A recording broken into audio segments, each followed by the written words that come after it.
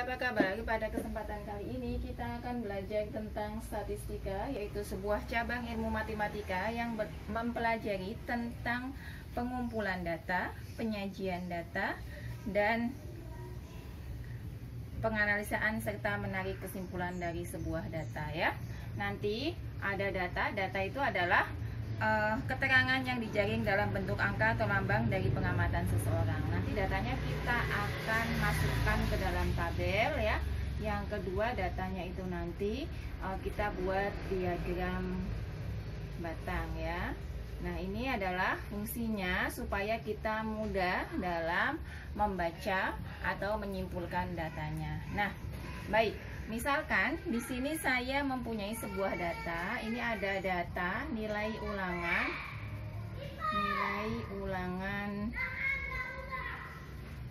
Ani ya.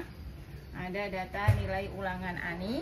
Di sini data nilai ulangan Ani itu dapat 7, 6, 8, 7 ya.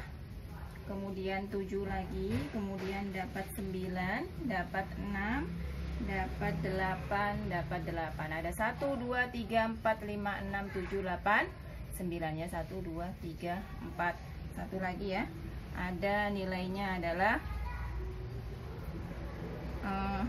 7 ya. Misalnya di sini 7 lagi. Berarti nanti 1, 2, 3, 4, 5, 6, 7, 8, 9, 10. Ada 10 ya. Nah, ini kita akan disuruh membuat tabel, dan yang kedua akan membuat diagram batang. Kita buat dulu tabel ya. Misalkan karena kita disuruh membuat tabel, tabelnya adalah bentuknya seperti ini. Pertama ya. Nah, kita cari dulu. Tadi kan ini karena nilai, berarti ini kita tulis nih nilai ya. Nilai yang keluar berapa saja nanti kita tulis di sini. Yang kemudian adalah turus ya. Atau yang terakhir di sini adalah frekuensi. Ya. Atau ada juga yang di sininya nih seperti ini. Jadi nilai, terus di sini ada jumlah nilai. Bisa bentuknya semacam ini. Nanti kita buat ya yang sebelahnya, bentuknya satunya. Nilai yang paling rendah kita masukkan dulu. Di sini ada 6 ya. Kemudian 7, kemudian 8 dan 9. Ada 6 paling kecil kita masukkan. Setelah 6 kan ada 7, ada 8 dan ada 9. Kita hitung ya. Di sini 6-nya itu ada 1, 2 ya. Ada 2, berarti turusnya ada 2 garis lurus ya. Frekuensinya ada 2 ya. Kemudian 7-nya, kita hitung 7-nya ada 1, 2, 3, 4. Ada 4 berarti 1, 2, 3, 4 ya. Nilainya adalah 4. Kemudian 8-nya ada berapa? 8-nya ada 1, 2, 3. Ada 3. 1, 2, 3. Berarti di sini adalah 3. 9-nya ada berapa? Ada 1. Nah, seperti ini. Ini adalah tabel ya. Atau bisa tabelnya itu seperti ini ya. Karena ada juga yang bentuknya seperti ini. Tapi pengisinya sama saja, pengisiannya ya. Nah, ini nilai. Di sini adalah jumlah nilai. Nah, di bawahnya sini baru kita tulis turus. Di sini adalah frekuensi. Nah, sama saja cara pengisiannya ya sama. Ini 6, 7, 8, 9. Nah, nanti di sini ada jumlah ya. Jumlahnya kita hitung. 2 tambah 4 itu adalah 6, tambah 3, 9, tambah 1 berarti 10. Nah, ini adalah bentuk tabel. Nanti pengisian ini dan ini adalah sama saja ya. Ini adalah bentuk tabel. Lalu kita akan mencoba dari bentuk tabel ini menjadi bentuk diagram batang. Oh ya, kalau turus, kalau sampai 4 kan gini. Kalau misalnya 5 bagaimana? Berarti 1, 2, 3, 4, 5 ya. 6 berarti tambah lagi 1 di sampingnya ya. Karena mungkin datanya nanti lebih daripada 4 ya. Kalau itu kan cuma 4. Kita coba membuat diagram batangnya bagaimana. Nah, caranya adalah seperti ini. Kita bikin dulu garis. Nah, garisnya berbentuk satu garis tegak, satu garis mendatar. Untuk garis tegak ini adalah jumlahnya atau frekuensinya. Saya tulis di sini adalah frekuensi ya, misalnya gini. Nah, kalau di sini adalah nilai ya. Di sini tadi kan ada 1, 2, 3 dan 4. Ini ada 0. Sini karena frekuensinya ada 1, 2, 3, 4, 5. Cuma sampai 5 ya. Karena di sini nilainya tidak ada yang lebih dari 5. Pertama ada nilai 6 ya. Kemudian nilai 7, nilai 8 dan nilai 9 ya.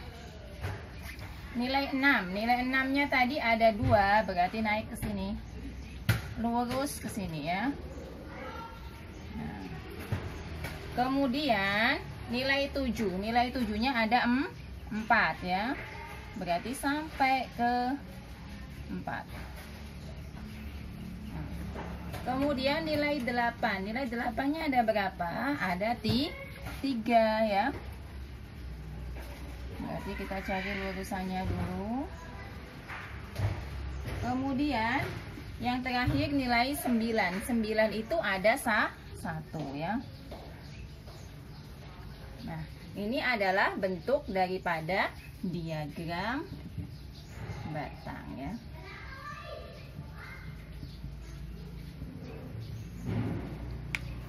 Nah, kalau tadi yang pertama adalah tabel, kalau kedua diagram batang. Nah, misalkan datanya kita ganti ya. Datanya kita ganti ya. Satu contoh soal lagi, kita akan membuat tabel dan diagram batang, tapi datanya kita ganti. Misalnya yang diketahui dulu ya, langsung diketahui ya. Misalnya kalau tadi kan harus membuat tabel kemudian diagram batang. Yang sekarang di sini ada sebuah tabel, kita disuruh membuat sebuah diagram batang ya. Misalnya tabel panen Pak Ahmad gitu ya. Ada juga tabel yang isinya cuma seperti ini ya. Ini panen. Misalnya ini hasil panen.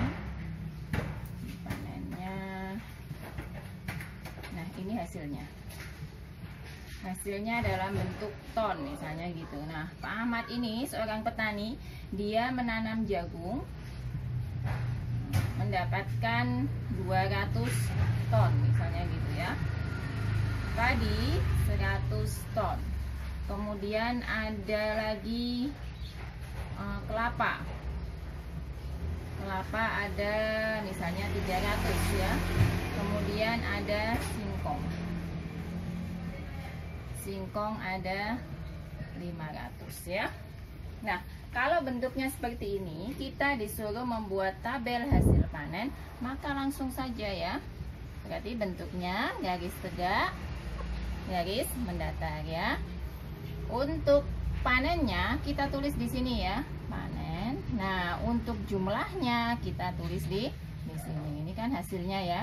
Ini ada 100, 200, 300 dan 500. Tinggal ditulis 100, 200, 300. Kita pakai kelipatan 100 ya. Kalau kita pakai dari 0, 1, 2 maka terlalu panjang. Maka kita pakai kelipatan 100 ya. Nah, ini hasil dalam ton ya. Nah, ini yang pertama ada panen jagung. Berarti kita tulis di sini jagung ya. Jagungnya ada berapa? Ada 200. Kemudian ada apa lagi? Ada padi ya. Ada padinya ada 100. Berarti langsung kita masukkan. Kemudian ada kelapa ya. Kelapa ada 300. Berarti langsung naik. Nah, kita luruskan. Kemudian terakhir ada singkong ya.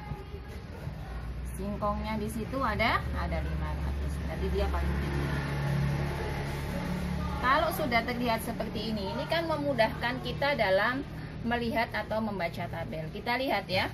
Kita akan tahu, misalnya ditanya, panen apa yang paling banyak? Oh, dilihat ini dari diagram batang ini. Oh, paling tinggi berarti singkong. Berarti dia panen banyak adalah singkong. Panen apa yang paling sedikit? Berarti tinggal melihat di diagram batangnya. Oh, paling sedikit adalah padi. Berarti dilihat.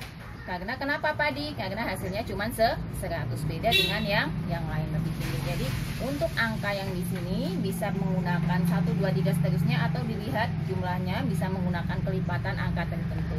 Demikianlah apa yang dapat saya sampaikan. Untuk soal-soal selanjutnya kita akan bahas di video yang selanjutnya. Terima kasih dan sampai jumpa di video selanjutnya.